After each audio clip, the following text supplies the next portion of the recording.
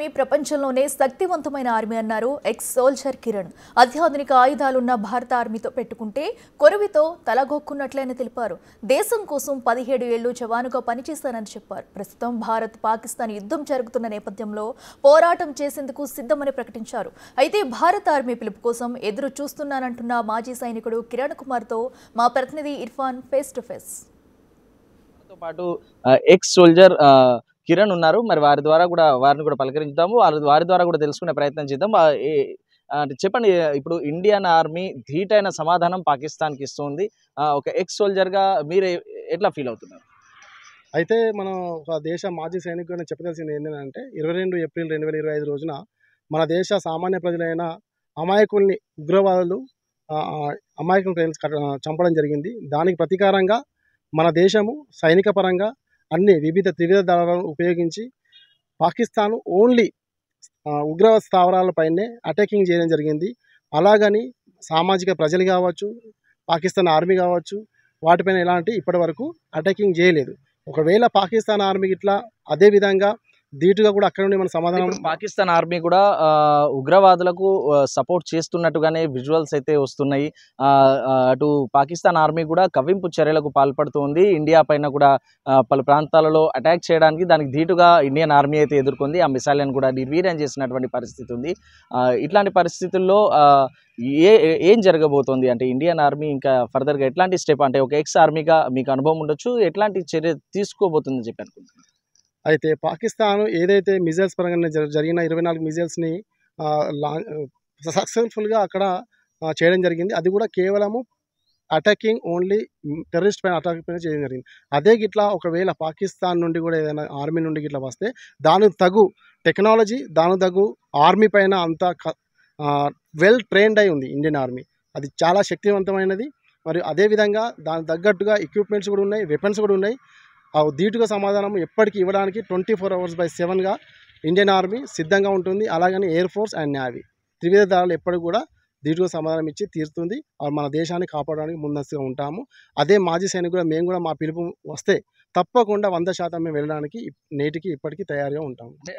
ఆర్మీలో కూడా మీరు 17 సంవత్సరాలు సర్వీస్ చేశారు. అయితే విక్రాంత్తో పాటుగా S-400 లాంటి అధునాతనమైనటువంటి ఆయుధాలు కూడా ఈ రోజున ఇండియన్ ఆర్మీ దగ్గర ఉన్నాయి. అసలు ఇండియన్ ఆర్మీ అయితే ధీటుగా సమాధానం చెప్తున్నటువంటి పరిస్థితి. అంటే ఇట్లాంటి సందర్భంలో, అంటే గతంలో మీరు సర్వీస్లో ఉన్నప్పుడు మీరు ఏ హోదాలో పనిచేశారు? ఇట్లాంటి సందర్భం ఎప్పుడైనా ఎదురైందా?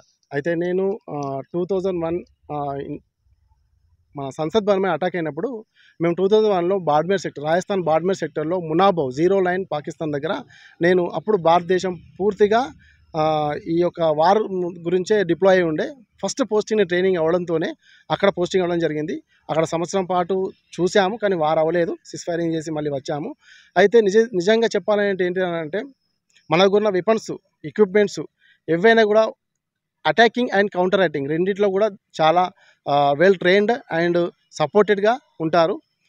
ఇంకా చెప్పాల్సింది ఏంటంటే నేను చేసిన ఆర్మ్స్ ఏంటంటే ఇండియన్ ఆర్టిలరీ, అందులో వచ్చేసి 105mm gun, 131 gun and rockets, missiles, Bofors. ఇవి నేను చేసిన రంగము. ఇది ఏ యుద్ధంలోనైనా మన భారతదేశంలో ఈ హెవీ గన్స్ అన్నట్టు, దీంతో పాటు ఎక్కువ క్యాజువాలిటీ, ఎక్కువ ఎనిమికి నష్టపరిచే అవకాశం దీని ద్వారా ఫైరింగ్లో చాలా కీలక పాత్ర పోషిస్తుంది.